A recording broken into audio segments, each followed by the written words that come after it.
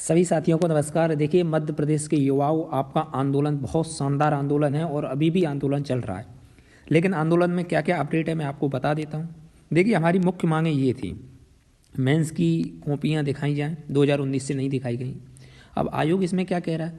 आयोग कह रहा है कि जो 87-13% का जो फॉर्मूला है उसके तहत कुछ पद अभी मतलब कुछ जो रिजल्ट है वो होल्ड है, इस वजह से हम अभी कॉपियाँ नहीं दिखा सकते, इससे गोपनीयता भंग हो जाएगी। ये कौन सी बात हुई भाई?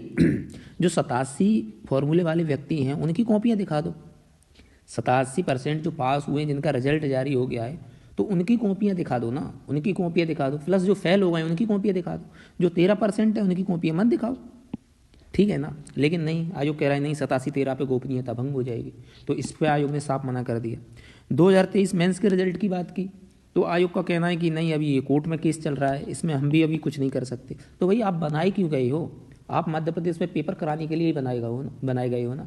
क्यों हाई कोर्ट में इतना मामला लटका के रखा? और क्यों आपने, जब 2023 का बात हुई थी, जनवरी में इतना बड़ा आंदोलन किया गया था कि 11 मार्च से मेंस मत लो, तो नहीं, मेंस लेना था। फिर उसके बाद हाई कोर्ट ने कुछ क्वेश्चन डिलीट किए। तो प्रश्न डिलीट क्यों करते हो? तो ये भी मांग थी कि आयोग के द्वारा जो प्रश्न गलत दिए जाते हैं वो बिल्कुल जीरो टॉलरेंस पे पहुँचे, एक भी क्वेश्चन गलत ना दिया जाए यूपीएससी की तरह। तो आयोग कह रहा है इसमें हम कोशिश करेंगे, इसमें गलती हो जाती है। अरे बच्चे हो क्या छोटे, जो गलती हो जाती है, इसका क्या मतलब है कि गलती हो जाती है? मतलब चित्त भी अपनी, पट्ट भी अपनी। उसके बाद बात की कि चलो 87-13 का फॉर्मूला हटवाओ और 100% पर रिजल्ट जारी करो, हमारी ये मांग। तो आयोग कह रहा है ये मध्य प्रदेश शासन जाने, ये मध्य प्रदेश का प्रशासनिक विभाग है, उसके द्वारा ये फॉर्मूला लाया गया है, हमारे द्वारा नहीं लाया गया। वही हर चीज़ का कुछ ना कुछ बहाना, तो आप वहाँ पे कर क्या रहे हैं? उसके बाद एमपीपीएससी में 700+ पद जारी किए जाए, इसमें भी आश्वासन नहीं दिया। इसमें क्या कहना है इनका कि अध्याचन आ रहे हैं, विभिन्न विभागों से जो जो सूचना आएगी उसके आधार पर हम जारी कर देंगे। हमारी काम है परीक्षा कराना, हम एक नोडल एजेंसी है परीक्षा कराने की।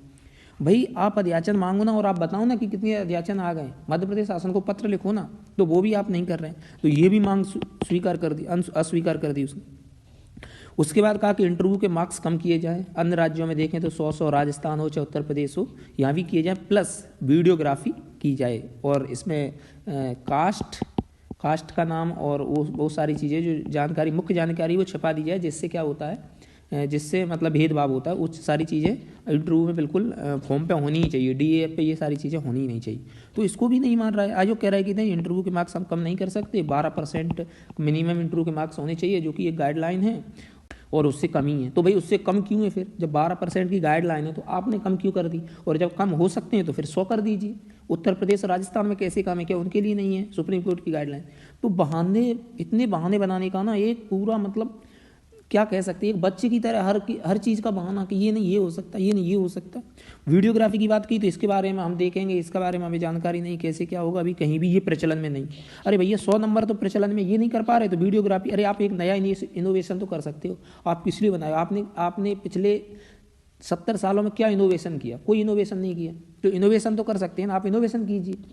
तीसरी, सेट का रिजल्ट कहा कि चलो 15% स्टूडेंट पास कर दो, असिस्टेंट प्रोफेसर की वैकेंसी आ रही है। तो नहीं, ये इस पर भी शांत रह गया आयोग कि नहीं, ये यूजीसी की गाइडलाइन है, उसमें 6% ही हो सकता है। असिस्टेंट प्रोफेसर में जो इंटरव्यू हैं उनके जल्दी से जल्दी इंटरव्यू और फाइनल रिजल्ट हो, तो इसमें सुधार हम करेंगे, इसमें देखेंगे ये करके रह गया। इसमें कोई फाइनल मतलब आश्वासन नहीं दिया। तो मतलब इतने सारी मांगें थी, एक भी मांग पर 100% आश्वासन नहीं दिया। और स्टूडेंट इस बार सबसे अच्छा न्यू का बहुत बहुत धन्यवाद कि इस तरह से उन्होंने आंदोलन को ऑर्गेनाइज़ किया। पहली बार इतने अच्छे से आंदोलन ऑर्गेनाइज हुआ है, और काफ़ी संख्या में अच्छे से। तो न्यू आपको जानते ही, उनका बहुत बहुत धन्यवाद, जो स्टूडेंटों के हितों में लड़ रहे हैं। और इस संगठन को और मजबूत करने की ज़रूरत है, न्यू को और मजबूत करने की ज़रूरत है, तभी कुछ हो पाएगा। वरना लाडली बहना योजना, उन सब योजनाओं पर ध्यान है सरकार का, आपको पता है। स्टूडेंट्सों से कोई लेना देना नहीं है, बेरोजगारी से कोई लेना देना नहीं। और जो लोग समझ रहे हैं ना घर में बैठ के कि 700+ पद आ जाएंगे, कोई दिक्कत नहीं, हम तो तैयारी करते, भाई 120 पद, 220 पदों पे हो जाएगी वैकेंसी। क्या कर लिया था? कह रहे थे सब लोगों को, क्या लग रहा था कि 110 पे तो नहीं हो सकती, पद तो बढ़ेंगे 110 पे। अरे हमने मेंस लेगा है, हमें पूछो क्या हुआ है वहाँ पे, एक पद नहीं बढ़ाया, 60 पे नोटिफिकेशन आया और 110 पे पूरी भर्ती कर दी। अब क्या कह सकते?